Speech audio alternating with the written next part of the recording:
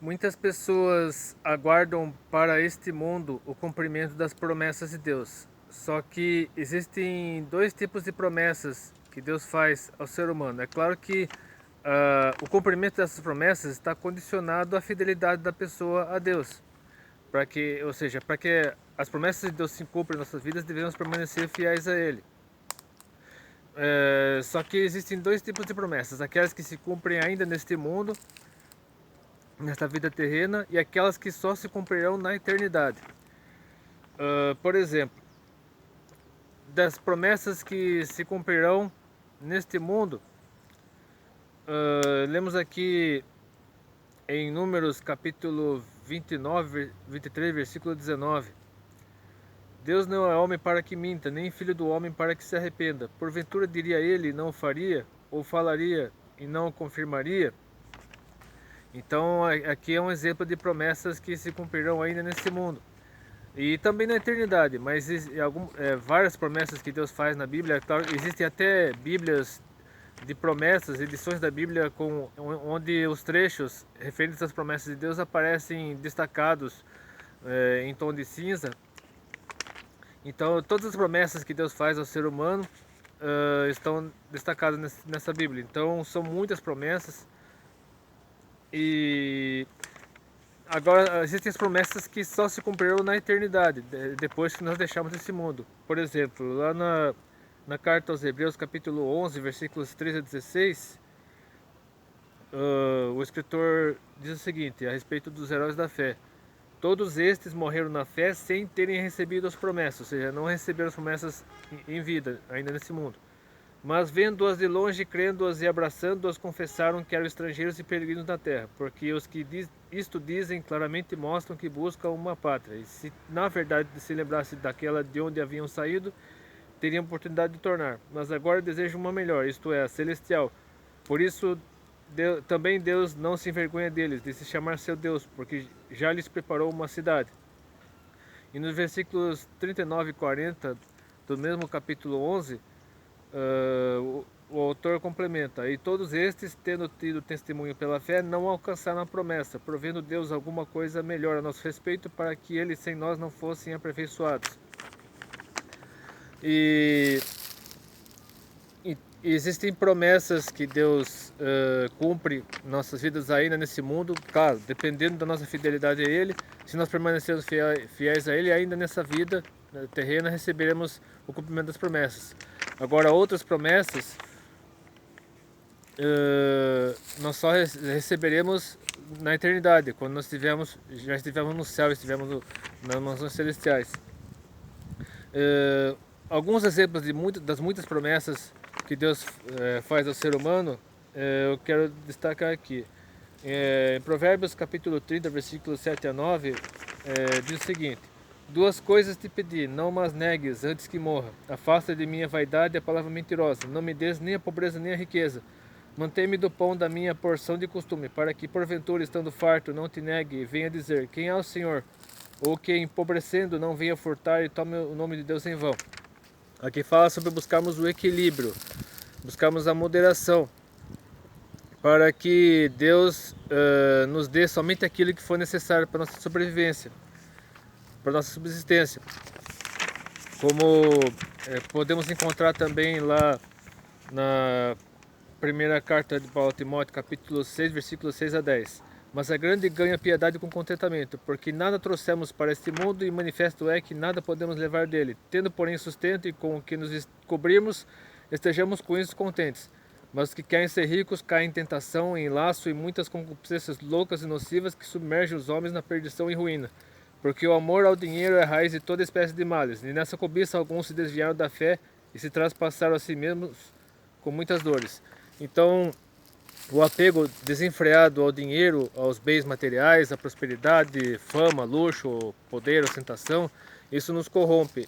Então, Deus permite que recebamos em nossas vidas, quando somos fiéis a Deus, quando permanecemos fiéis a Deus, Deus somente permite em nossas vidas aquilo que nós aguentamos receber sem nos corrompermos, sem nos desviarmos da fé cristã. Agora, que se nós buscarmos desenfreadamente por meio da ganância, por meio da cobiça, bens, luxo, riquezas, fama, poder, glórias terrenas, obviamente que nós nos corromperemos. Então Deus permite em nossas vidas aquilo que nós suportarmos enquanto estivermos nesse mundo, aquilo que for o essencial para a nossa sobrevivência e para compartilhar com as pessoas também. Se Deus permite que sejamos ricos, não é pecado ser rico, mas se Deus permite que sejamos ricos, que temos posses, que temos bens, é para compartilharmos com o nosso próximo e não para retermos conosco mesmos, porque o maior tesouro que nós temos é Jesus Cristo.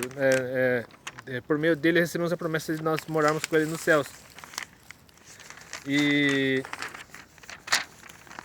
também aqui no livro de Isaías, capítulo 55, versículos 6 a 9, fala sobre o que Deus está preparando para nós, está além da nossa capacidade, está além do nosso entendimento.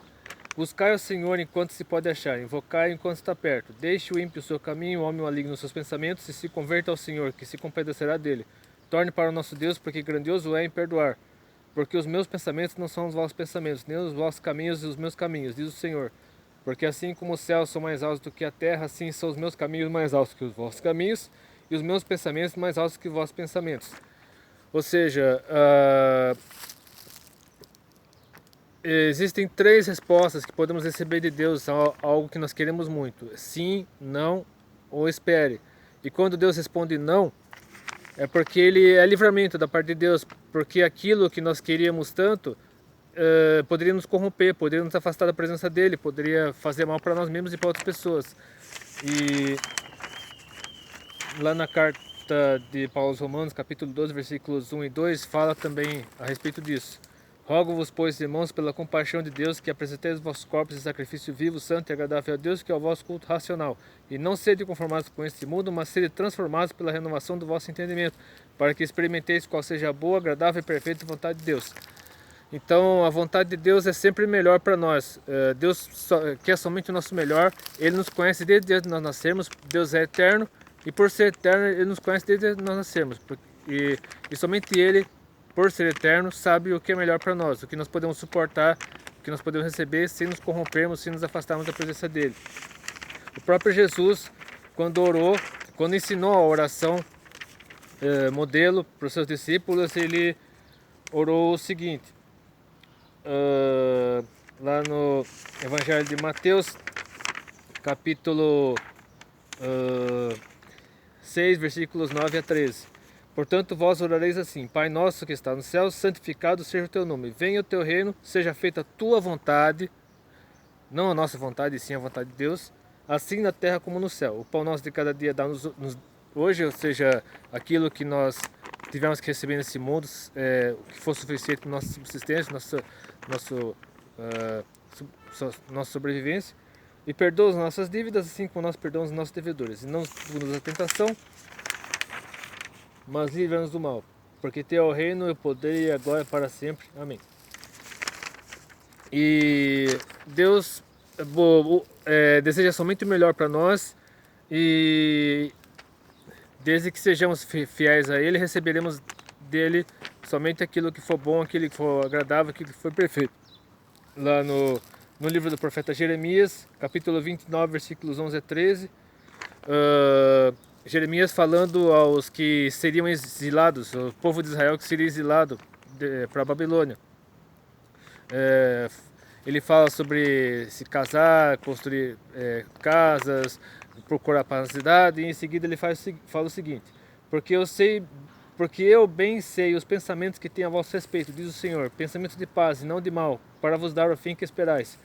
Então me invocareis e ireis e orareis a mim, e eu vos ouvirei. E buscar-me-eis e me achareis quando me buscardes com todo o vosso coração. Ou seja, aqui fala que Deus, ele não é uma espécie de garçom que dá tudo aquilo que nós pedimos, ou uma espécie de empregado que se nós eu determino isso, eu determino aquilo, como muitas pessoas infelizmente fazem. Deus não é nosso empregado nem nosso garçom. Ele dá somente aquilo que estiver de acordo com a vontade dele, e aquilo que realmente for para o nosso bem e para o bem de outras pessoas. Então, a nossa fidelidade a Deus nos faz receber tudo isso, porque somente permanecendo fiéis a Deus, permanecendo submissos à vontade de Deus e obedecendo aquilo que Deus deseja para nossas vidas, praticando a fé genuinamente cristã, nós entenderemos o que Deus deseja, nós seremos esclarecidos pelo Espírito Santo a respeito daquilo que nós podemos receber da parte de Deus, e aí Deus nos abençoa.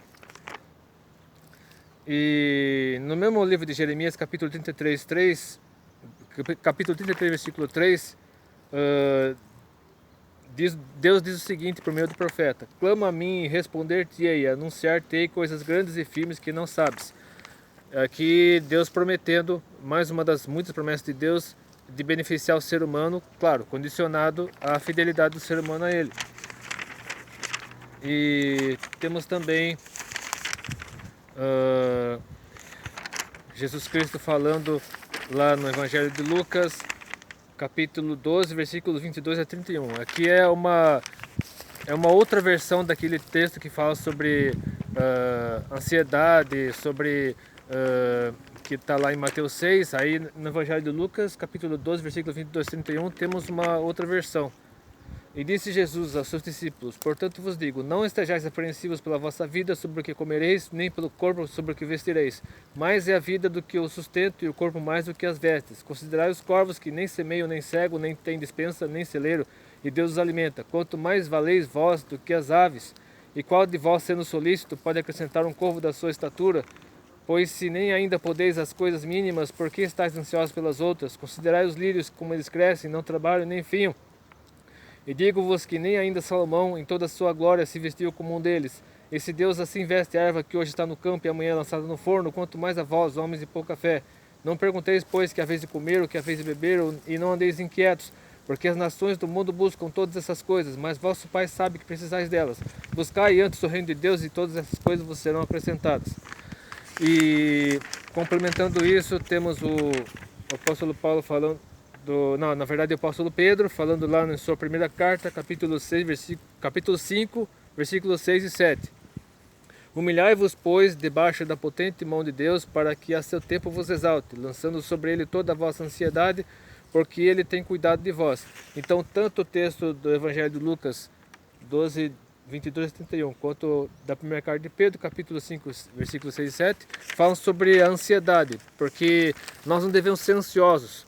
Se quando passamos por crise de ansiedade, nós estamos precisando nos voltar para Deus. É claro que existe a doença, né? A ansiedade pode se tornar uma doença. Eu mesmo sofri de ansiedade no ano passado, no começo do ano passado. Eu tive uma crise de ansiedade, mas graças a Deus, Deus me curou, Deus me libertou.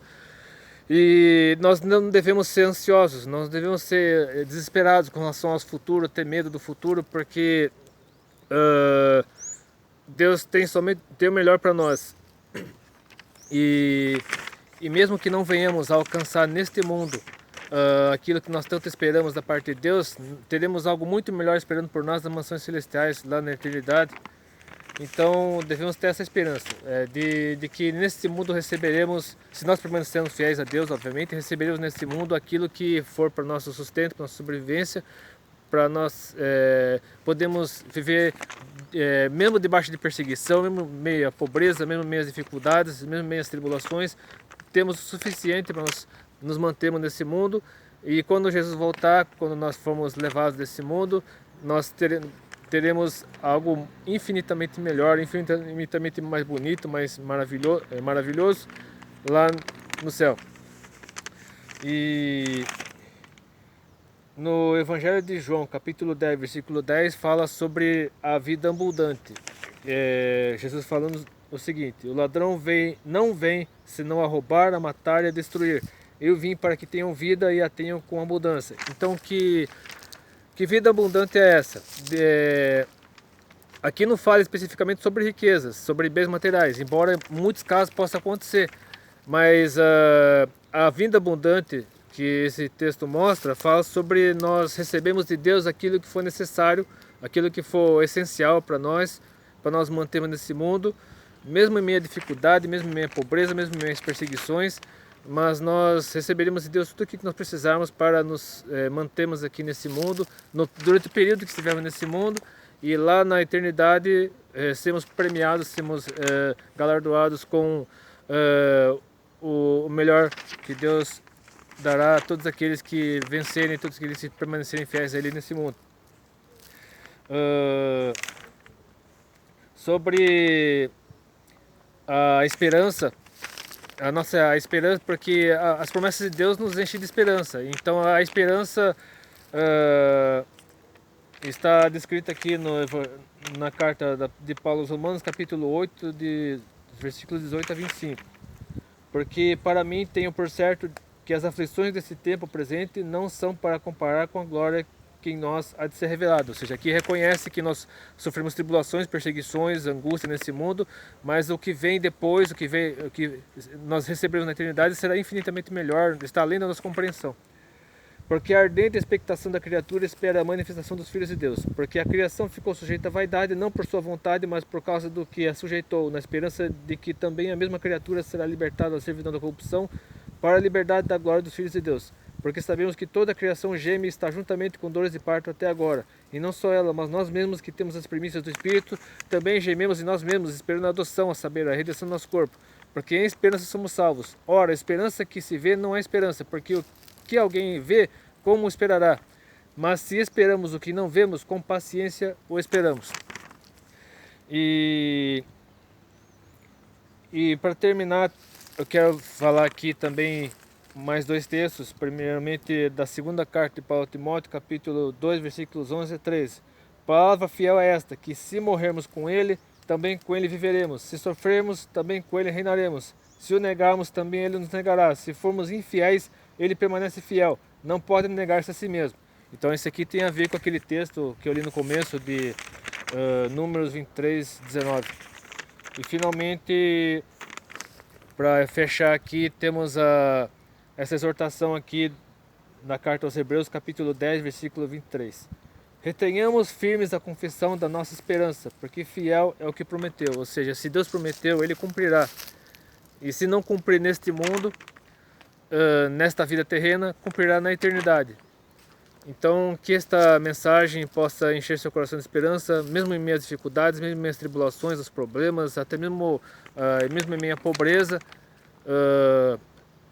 mesmo em meio às enfermidades, mesmo em meio ao luto, seja lá qual for o problema que você esteja passando, mesmo em meio a tudo isso, mantenha firme em Deus, mantenha com sua mente voltada para Jesus Cristo, pensando nas coisas do alto, ocupando sua cabeça com as coisas do alto, buscando a Deus em oração, estudando a sua palavra,